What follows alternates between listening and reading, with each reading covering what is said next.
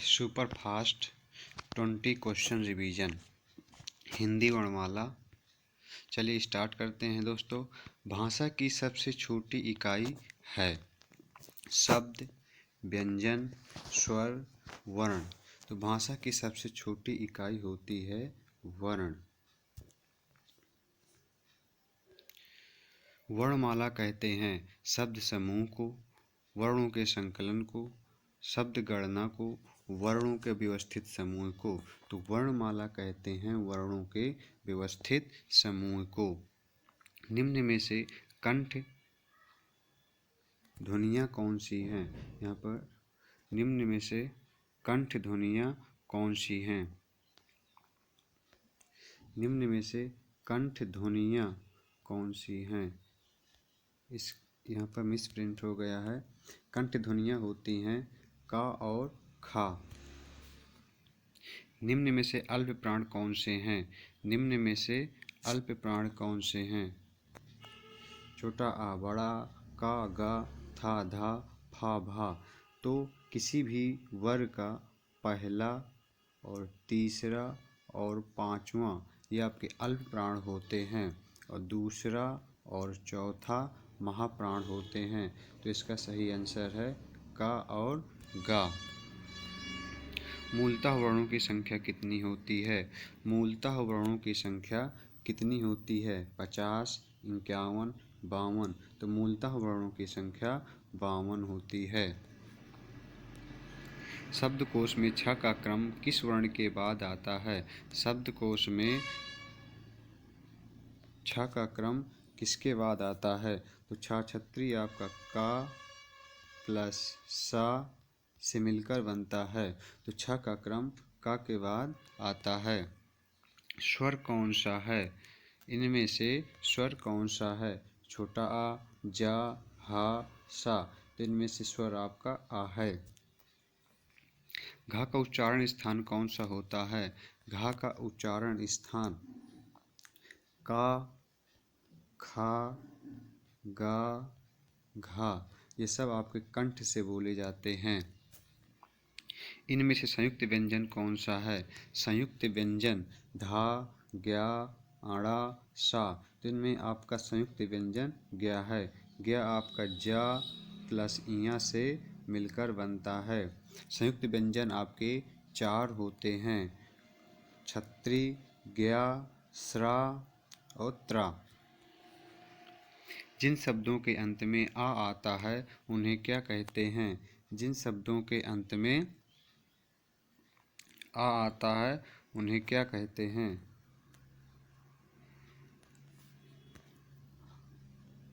जिन शब्दों के अंत में आ आता है उन्हें क्या कहते हैं? अनुस्वार, अयोगवाह, अंतस्था, आकारांत। उन्हें कहते हैं आकारांत।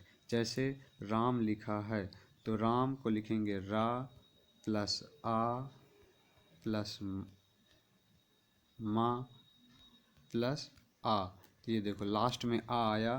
तो यानी कि जिन शब्दों के अंत में आ आए उन्हें आकारांत कहते हैं और जिन शब्दों के अंत में बड़ा आ आए उन्हें आकारांत कहते हैं और जिन शब्दों के अंत में छोटी ई आए उन्हें इकारांत कहते हैं और जिन शब्दों के अंत में बड़ी ई आए उन्हें इकारांत कहते हैं।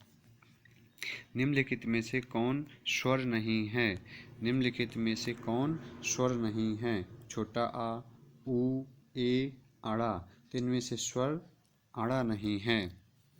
निम्नलिखित में से कौन सा पश्च स्वर है? निम्नलिखित में से कौन सा पश्च स्वर है? बड़ा आ, बड़ी ई, जा, धा। तो इनमें से आपका पश्च स्वर है बड़ा आ। बड़ा आ हो गया, छोटा ऊ हो गया, बड़ा ऊ हो गया, ओ हो गया,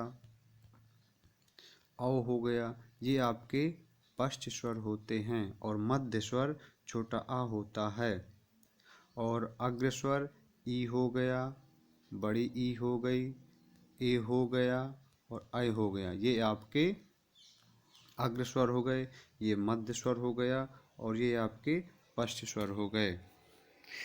निम्नलिखित में से कौन सा अयोगवाह है? निम्नलिखित में से कौन सा अयोगवाय है? ऑप्शन ए विसर्ग, ऑप्शन बी महाप्राण, ऑप्शन सी अल्पप्राण, ऑप्शन डी संयुक्त व्यंजन। तो इनमें से विसर्ग आपका अयोगवाय होता है। हिंदी में आपके दो अयोगवाय होते हैं, अनुस्वार, अनुस्वार जिसे अंग कहते हैं,